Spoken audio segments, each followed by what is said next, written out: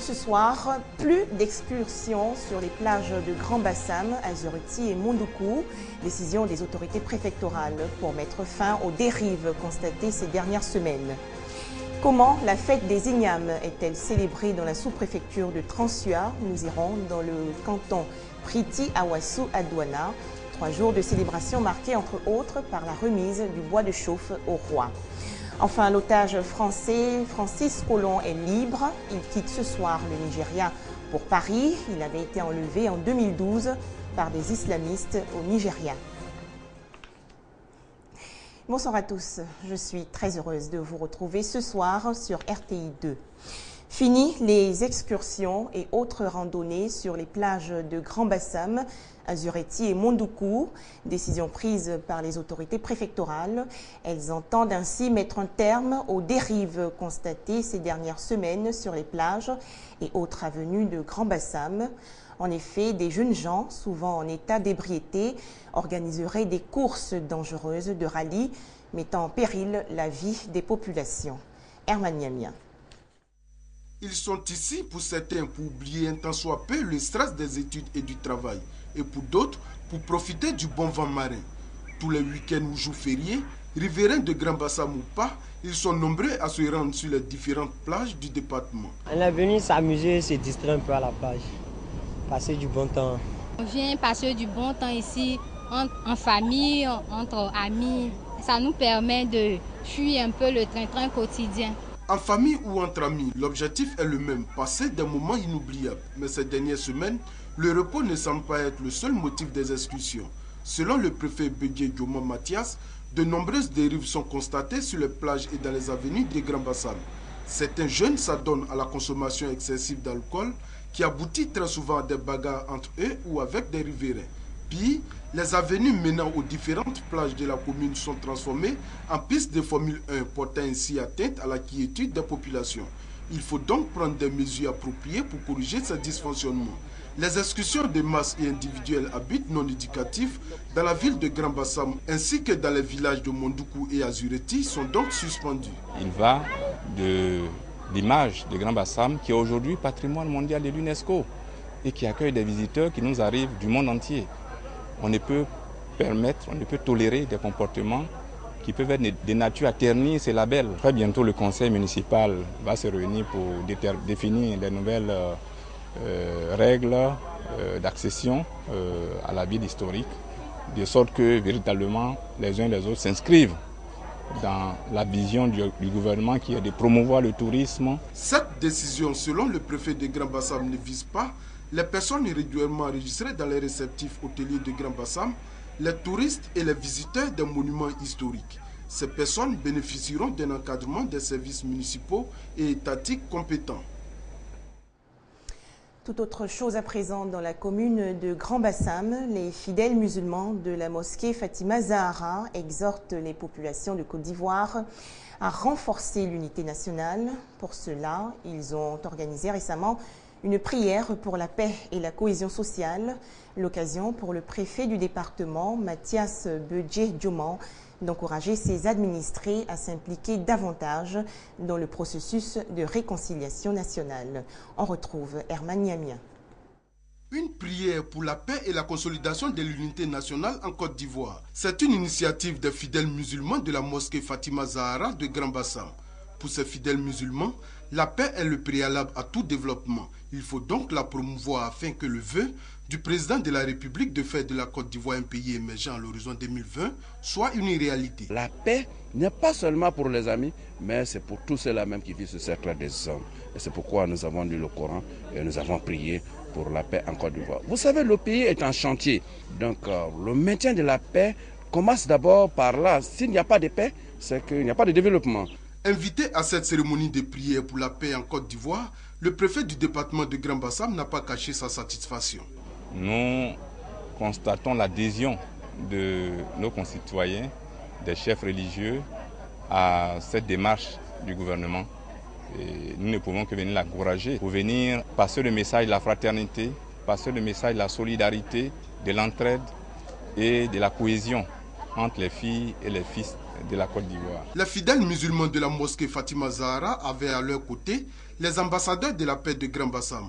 Tous se sont engagés à promouvoir la réconciliation nationale et la paix partout où le besoin se fera sentir. On a prié aussi pour la paix à Toukouzou, dans le département de Grand Laou. Nous sommes dans le sud de la Côte d'Ivoire. Des milliers de pèlerins et fidèles de l'église Papa Nouveau ont dit une messe en faveur de la paix dans le pays. Une célébration pour également perpétuer l'œuvre du prophète Papa Nouveau. Franck Quadio. Un chant consacré pour parler de paix.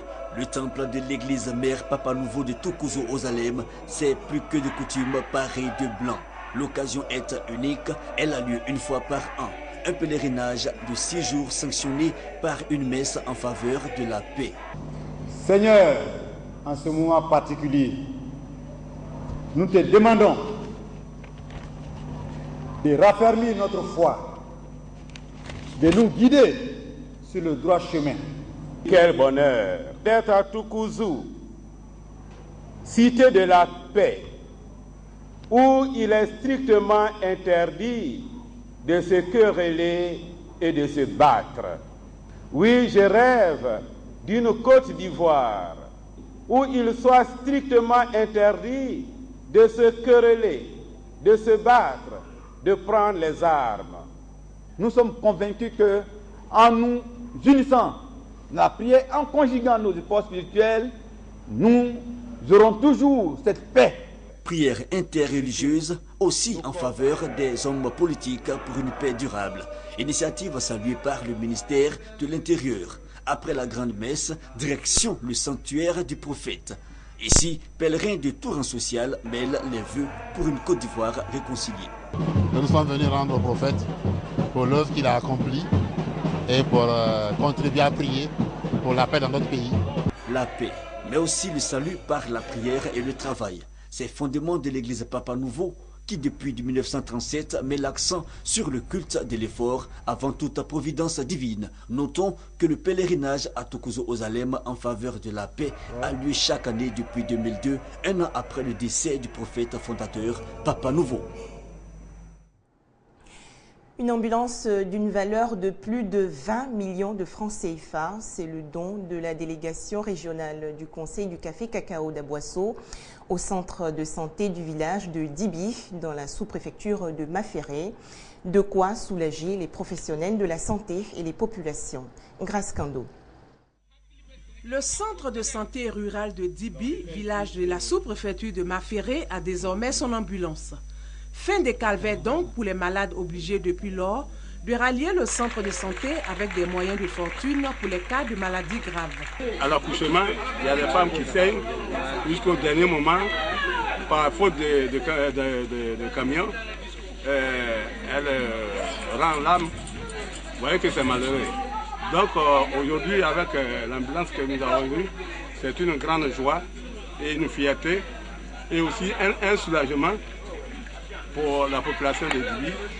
Ce don de la délégation régionale du Conseil du café cacao d'Aboisseau traduit au dit des responsables locaux du Conseil la solidarité des producteurs à l'endroit des populations, mais surtout vise à améliorer les conditions sanitaires d'évacuation des malades de Dibi. Un don salué à sa juste valeur par Eba Malan Etienne, vice-président du conseil régional. Mais selon Lodunion Roger, délégué régional du conseil Café Cacao, cet acte réalisé dans le cadre du fonds d'investissement en milieu rural sera suivi d'autres initiatives, notamment l'entretien des pistes rurales, la construction et l'équipement de centres de santé dans la région. Il a aussi invité les producteurs locaux à aider le Conseil à lutter contre la fuite du cacao hors des frontières. Des incidents hier en Guinée-Conakry après la proclamation des résultats définitifs des législatives. Plusieurs manifestants ont érigé des barricades sur des routes de la capitale et de sa banlieue pour protester contre la victoire du parti au pouvoir. Des heures ont suivi samedi la proclamation officielle par la Cour suprême guinéenne de la victoire du parti d'Alpha Condé aux législatives de septembre. Les manifestants ont bloqué les routes à Conakry pour protester contre ce qu'ils appellent un hold-up électoral. L'opposition guinéenne rejette toujours les résultats annoncés par la Cour suprême, mais refuse de céder à la tentation de la violence. Les partis déplorent que la Cour suprême se soit déclarée incompétente pour traiter des recours introduits auprès d'elle dans le cadre du règlement du contentieux électoral. L'opposition républicaine dénonce ce déni de justice et se réserve le droit d'introduire des recours auprès de juridictions supranationales pour être rétablie dans ses droits. Malgré les irrégularités, le médiateur des Nations Unies, Saïd Djenit, semblait confiant samedi sur la suite du processus politique guinéen. L'important étant, selon lui, de continuer à renforcer les institutions démocratiques du pays. Le comité de suivi les encourage à consolider leurs acquis démocratiques et à promouvoir l'unité et la réconciliation nationale. À cet égard, la future Assemblée nationale, dont sa composition plurielle, sera appelée à jouer un rôle important. L'opposition devait décider d'une position commune et se prononcer sur sa participation à la nouvelle Assemblée nationale où elle pourra s'appuyer sur 53 députés sur les 114 que comptera le futur Parlement. Et chez le voisin bissau-guinéen, un réseau de trafic d'enfants à destination des écoles coraniques de Gambie a été démantelé. 3 trafiquants présumés ont été appréhendés. L'ex-otage français Francis Collomb quitte le Nigeria pour Paris ce soir. Il avait été enlevé par des islamistes en décembre 2012 dans le nord du Nigeria. Francis Collomb a réussi hier à échapper à ses ravisseurs pendant qu'ils étaient en train de prier. Sur l'île de la Réunion où vit la famille de Francis Collomb. Otage au Nigeria jusqu'à ce dimanche matin, l'ingénieur français est désormais libre. Libre après 11 mois de captivité dans l'état de Katsina, au nord du Nigeria. Son épouse Anne-Marie est scotchée aux écrans qui relaient la nouvelle depuis l'appel d'un certain François Hollande. François Hollande m'a appelé pour m'assurer que Francis est libre. Et là, j'ai su pourquoi il est libre. J'ai appelé mon mari, c'est un héros. Il s'est évadé lui-même, de lui-même. Selon les proches de la présidence française, l'ex-otage s'est en effet évadé pendant un échange de tirs entre l'armée nigériane et les membres du groupe qui le détenait. C'est Ansarou, affilié à la secte islamiste Boko Haram, qui avait revendiqué le kidnapping de Francis Collomb en décembre 2012. Ce dimanche, François Hollande a salué le courage de l'ex-otage et remercié les autorités du Nigeria pour les recherches menées pour le retrouver.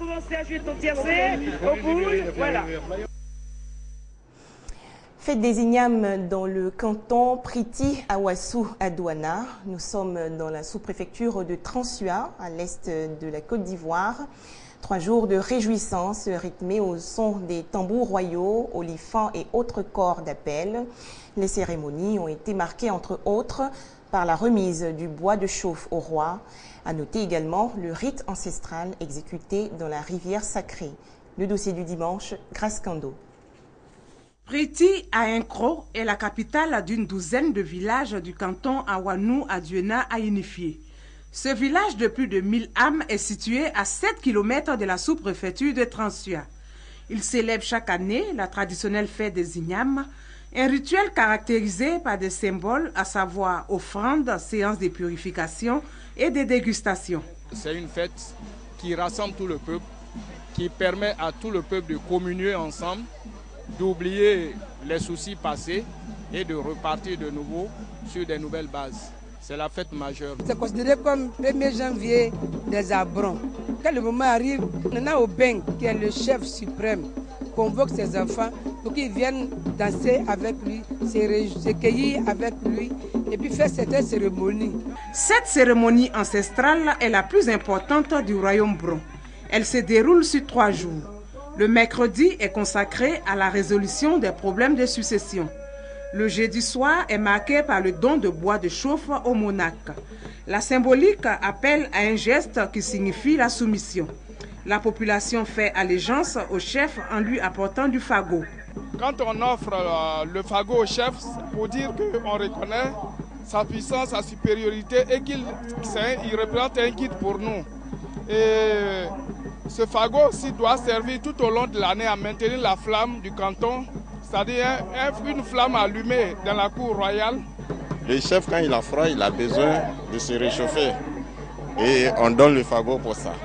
Mais ça va servir pour les autres étapes de la cérémonie, la fête proprement dite, il faut que les femmes fassent à manger et donc il faut le boire. La fête des Ignames atteint son point d'orgue le vendredi par une grande procession au cours de laquelle le monarque est transporté à la rivière sacrée dans un palanquin. Le moment est crucial car un rituel ancestral sera effectué. Nous sommes à la rivière sacrée, dans la forêt sacrée. Nous sommes venus pour un rituel de purification du peuple. Bon, c'est là que tout le peuple va faire ses vœux.